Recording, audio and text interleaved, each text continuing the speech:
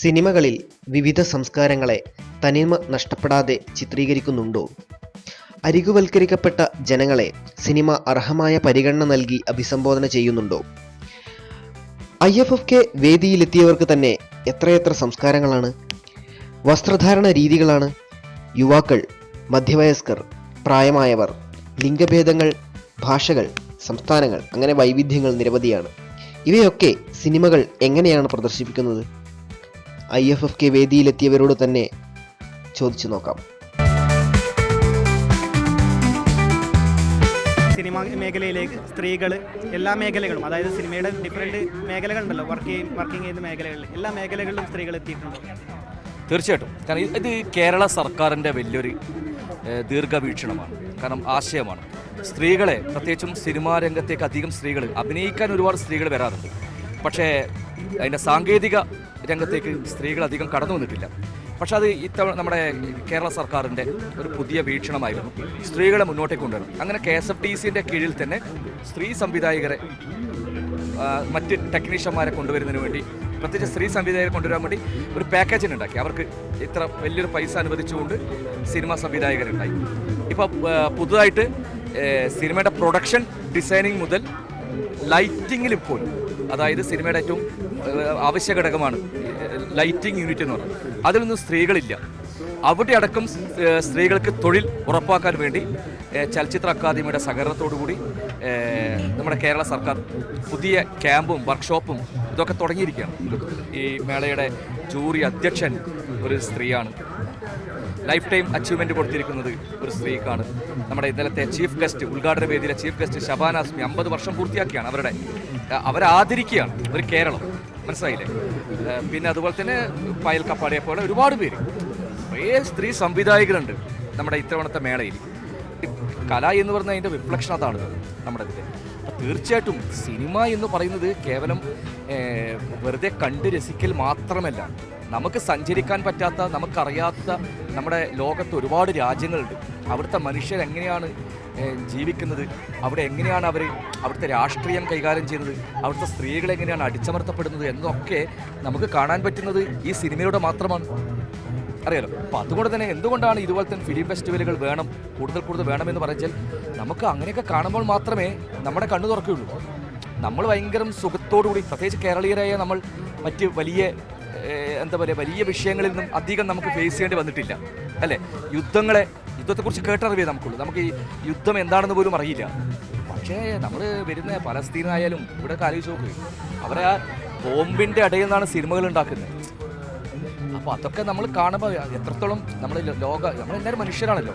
ലോക ജനതയെ ഒത്തൊരുമിപ്പിക്കുക, യുദ്ധങ്ങളില്ലാത്ത, കലഹങ്ങളില്ലാത്ത, വിഭജനങ്ങളില്ലാത്ത ഒരു ലോകം വേണമെന്ന് നമ്മളൊക്കെ പറയുന്നതും അതുകൊണ്ടാണ്. അപ്പോൾ അതുകൊണ്ട് തന്നെ ഇതുപോലുള്ള ഫിലിം ഫെസ്റ്റിവലുകൾ വരുമ്പോൾ തീർച്ചയായിട്ടും നിങ്ങൾ ചോദിച്ച പോലെ ഓരോ നാടിൻ്റെ സംസ്കാരവും അവിടുത്തെ രാഷ്ട്രീയവും അവിടുത്തെ അതിജീവനവും മനുഷ്യ ജീവിതവും ഒക്കെ നമുക്ക് കാണാൻ സാധിക്കും. അപ്പോഴാണ് നമുക്ക് കണ്ണ് തുറക്കാൻ സാധിക്കുക.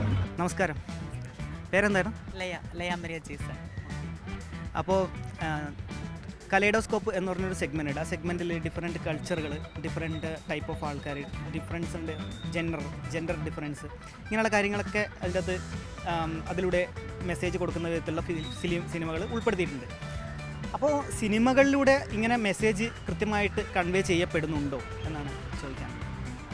മുൻപുണ്ടായിരുന്നതിലും ഒരുപാട് മാറ്റങ്ങൾ ഉണ്ടായിട്ടുണ്ട്. ശരിക്കും പറഞ്ഞാൽ സിനിമയിൽ പണ്ടൊരു കാലഘട്ടത്തിൽ കളിയാക്കലിലൂടെ മാത്രം ഒരു സമൂഹത്തെ, അല്ലെങ്കിൽ ട്രാൻസ് സമൂഹത്തെ മാത്രമല്ല, ഇപ്പം ഭിന്നശേഷിക്കാരുള്ള ആളുകൾ, എന്തെങ്കിലും പ്രകൃതിയാലുള്ള അല്ലെങ്കിൽ ശാരീരികമായിട്ടുള്ള കുറവുകളുള്ള മനുഷ്യർ, ജെൻഡർ വ്യത്യാസങ്ങളുള്ള മനുഷ്യർ, അവരെയൊക്കെ തന്നെ വളരെ മോശവൽക്കരിച്ചുകൊണ്ട് വളരെ കളിയാക്കുന്ന തരത്തിലാണ് മലയാള സിനിമയും മറ്റ് സിനിമകളിലൊക്കെ തന്നെയാണെങ്കിലും ചിത്രീകരിച്ചിട്ടുള്ളത്.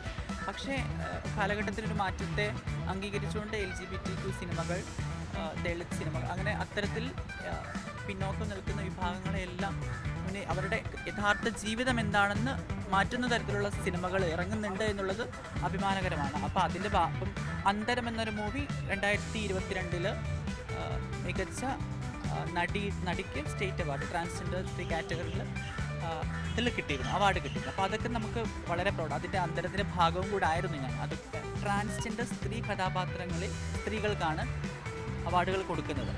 ഫസ്റ്റ് അങ്ങനെ ഒരു ഇനീഷ്യേറ്റീവ് എടുത്തിട്ടും ഇപ്പം ഫെസ്റ്റിവലുകൾ ഇതുപോലെ ഒരുപാട് പടങ്ങൾ വരുന്നുണ്ട്, കാണുന്നുണ്ട്, പ്രേക്ഷകരിലേക്ക് എത്തുന്നുണ്ട്, കൺവേ ചെയ്യുന്നുണ്ട്. കാതിലൊക്കെയുള്ള മൂവി നമുക്ക് അറിയാം. പക്ഷേ ഇപ്പോഴും ഒരു അംഗീകാരം തരികയും അതോടൊപ്പം തന്നെ പിന്നീടുള്ള വർഷങ്ങളിൽ ഈ 2023-24 വർഷങ്ങളിൽ തഴയപ്പെടുകയാണ് ചെയ്തത്. അതൊരു വലിയൊരു പോരായ്മയായിട്ട് കാണാൻ പറ്റും. പിന്നെ ഫെസ്റ്റിവലിൽ ഈ പറഞ്ഞ ജെൻഡർ വ്യത്യാസങ്ങളോ ലിംഗ വ്യത്യാസങ്ങളോ ഒന്നും തന്നെ ഇല്ലാതെ ഫെസ്റ്റിവലിനെ ആഘോഷമാക്കുന്നുണ്ട്, സിനിമയും ആഘോഷമാക്കുന്നുണ്ട്. ഇവിടെ ഫോക്കസ് സ്ത്രീകളാണ് സിനിമയിൽ. എനിക്ക് തോന്നുന്നത് ഒരുപക്ഷെ വളരെ ഗംഭീരമായിട്ട് കഴിഞ്ഞ ഒരു വർഷം ഈ ഹേമ കമ്മിറ്റി റിപ്പോർട്ടുമായി ബന്ധപ്പെട്ട് ഒരുപാട് വിവാദങ്ങളുണ്ടായ സാഹചര്യത്തിൽ സ്ത്രീകൾക്ക് പ്രാധാന്യം നൽകുന്ന ഒരു കാഴ്ചപ്പാടാണ് അക്കാഡമി ഇപ്രാവശ്യം മുന്നോട്ട് വെക്കുന്നത്. അത് വളരെ പോസിറ്റീവായ സംഗതിയാണെന്ന് തോന്നുന്നു. സ്ത്രീകൾ ഫോക്കസ് ചെയ്യപ്പെട്ട ഒരു സമൂഹമായി മാറിയിട്ടുണ്ട്. നേരത്തെ പറഞ്ഞതുപോലെ ഇപ്പം ലോകം മുഴുവനും വലതുപക്ഷവൽക്കരണത്തിന് വലിയ സ്വാധീനം കിട്ടുന്നൊരു ഘട്ടമാണ്. വലതുപക്ഷവൽക്കരണം നടക്കുമ്പോൾ ഏറ്റവും പ്രധാന മൈനോറിറ്റീസും ഈ ജെൻഡർ ഇക്വാലിറ്റിയൊക്കെ ഇല്ലാത്തൊരു സമൂഹമായി മാറുകയാണ്. ഇപ്പോൾ പാട്രിയാർക്കിയാണ് ഈ വലതുപക്ഷത്തിൻ്റെ പ്രധാനപ്പെട്ട ഒരു ഇത് സ്ത്രീകളാണ് ഏറ്റവും അനുഭവിക്കുക. അപ്പം സ്ത്രീകളുടെ പ്രശ്നങ്ങൾക്ക് ഫോക്കസ് നൽകുന്ന രീതിയിലുള്ള സിനിമകൾ, അവരുടെ മുൻകൈ എടുക്കുന്ന സിനിമകൾ, സ്ത്രീ സംവിധായകരുടെ സിനിമകൾ ഗംഭീരമായി കാണിക്കുന്നത് തന്നെയാണ് ഇപ്രാവശ്യം ഒരു ഫെസ്റ്റിവലിൻ്റെ പ്രത്യേകത എനിക്ക് തോന്നിയത്. ഇപ്പോൾ ഷബാന ആസ്മിയെ പോലും അതുപോലെ തന്നെ ലൈഫ് അച്ചീവ്മെൻറ്റ് അവാർഡൊക്കെ കൊടുത്തവരൊക്കെ സ്ത്രീകളാണ്.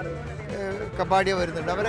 അവരുടെയൊക്കെ സംഭാവനകൾ അവർ വരുന്ന സമയത്ത് അവരുടെ സിനിമകളെക്കുറിച്ച് അവരുടെ ജീവിതത്തെക്കുറിച്ചൊക്കെ നമ്മൾ പഠിക്കും. കൂടുതൽ ആൾക്കാർ ആ കാര്യം ശ്രദ്ധിക്കുമെന്ന് എനിക്ക് തോന്നുന്നത്. മനുഷ്യൻ്റെ ജീവിതവും മനുഷ്യൻ്റെ കാഴ്ചപ്പാടുകളൊക്കെ വളരെ ഗംഭീരമായി അവതരിപ്പിക്കാൻ കഴിയുന്ന രീതി തന്നെയാണ് ഇവിടെ കാണുന്നത്.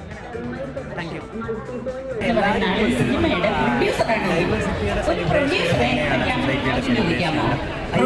കാണുന്ന ഒരു ഭംഗി, കുറേ കൂടെ പുതിയ ജനറേഷൻ്റെ ഒരു ഒഴുക്ക് കഴിഞ്ഞ കുറച്ച് വർഷമായി. അതൊരു പക്ഷേ ഒരു മേള എന്ന രൂപത്തിലൊക്കെ IFFK ട്രീറ്റ് ചെയ്യാൻ തീരുമാനിച്ചതുകൊണ്ടായിരിക്കും. ഇപ്പോൾ കൈരളി തിയേറ്ററിൽ നടന്നിരുന്ന പഴയ IFFK ടാഗോറിലേക്ക് മാറ്റി ഷിഫ്റ്റ് ചെയ്യാനെടുത്ത തീരുമാനം മുതൽ ഇതിൻ്റെ ഒരു മൊത്തത്തിലുള്ള ഒരു അന്തരീക്ഷത്തിൽ മേളക്കൊഴുക്ക്, ആ കൊഴുക്ക് കുറേ കൂടെ ഒരു പുതിയ ജനറേഷനെ മേളയിലേക്ക് ആകർഷിക്കുന്നു.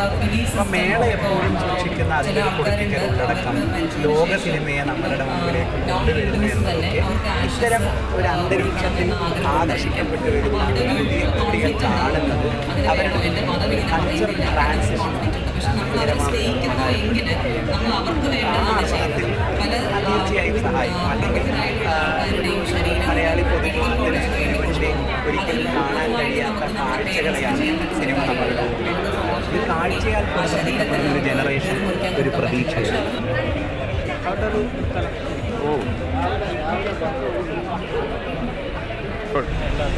നമസ്കാരം.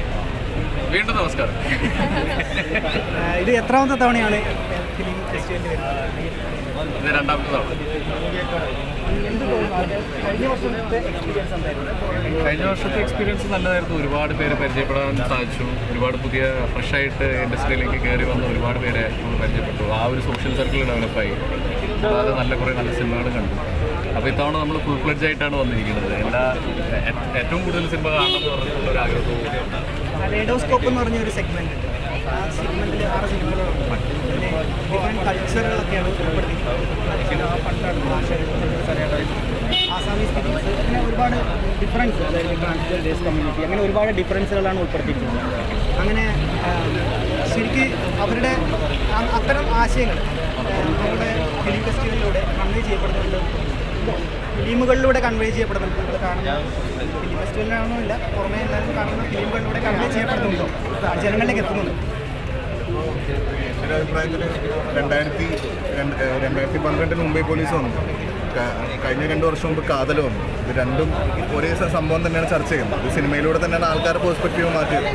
തീർച്ചയായിട്ടും അത് ചർച്ച ചെയ്യപ്പെടുന്നുണ്ട്. ആൾക്കാർ പറഞ്ഞതിനനുസരിച്ച് മാറ്റം.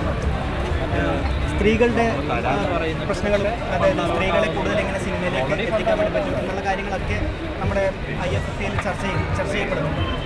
എത്രത്തോളം അത് വളരെ നല്ലൊരു കാര്യമാണ്. കാരണം ഒരു എപ്പോഴും ലൈക്ക് നമുക്ക് ഈ ഒരു എന്താ പറയുക, സ്ത്രീകളെപ്പോഴും ഒരു തള്ളപ്പെട്ട് നിൽക്കുന്നൊരവസ്ഥയുണ്ട് പല രീതിയിലും. ഇങ്ങനെ ഒരു അവസരങ്ങൾ കൂടുതലായിട്ട് കൊടുക്കുന്നു, അല്ലെങ്കിൽ ആ ഒരു രീതിയിൽ മുന്നോട്ട് വരണം എന്നുള്ളൊരു അഭിപ്രായക്കാരിയാണ് ഞാൻ. അത് നല്ലൊരു രീതിയിൽ കാണും. എല്ലാവരും എന്താണ് ബ്ലാക്ക്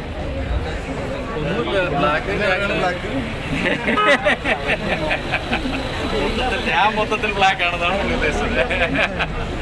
അല്ല, ബ്ലാക്ക് യൂഷ്വലി ഞങ്ങൾ സിനിമയിൽ വർക്ക് ചെയ്യുന്നവർ അധികം ബ്ലാക്ക് ധരിക്കാനാണ് ശ്രമിക്കുക. സോളിഡ് കളേഴ്സാണ് നമ്മളെപ്പോഴും സെറ്റിൽ കാര്യങ്ങൾ. ഞങ്ങളുടെ കയ്യിലുള്ള വാട്ടർ ബ്ലാക്ക് കളറിലും ബ്ലാക്ക് ഷെയ്ഡിലുള്ള സാധനങ്ങളായിരിക്കും. അല്ലാണ്ട് യാതൊരു വിധ പ്രതിഷേധം അറിയിക്കാനല്ലോ. അങ്ങനെയൊന്നും ഉദ്ദേശിക്കരുത്, അങ്ങനെയൊന്നും ഉദ്ദേശിച്ചിട്ടില്ല.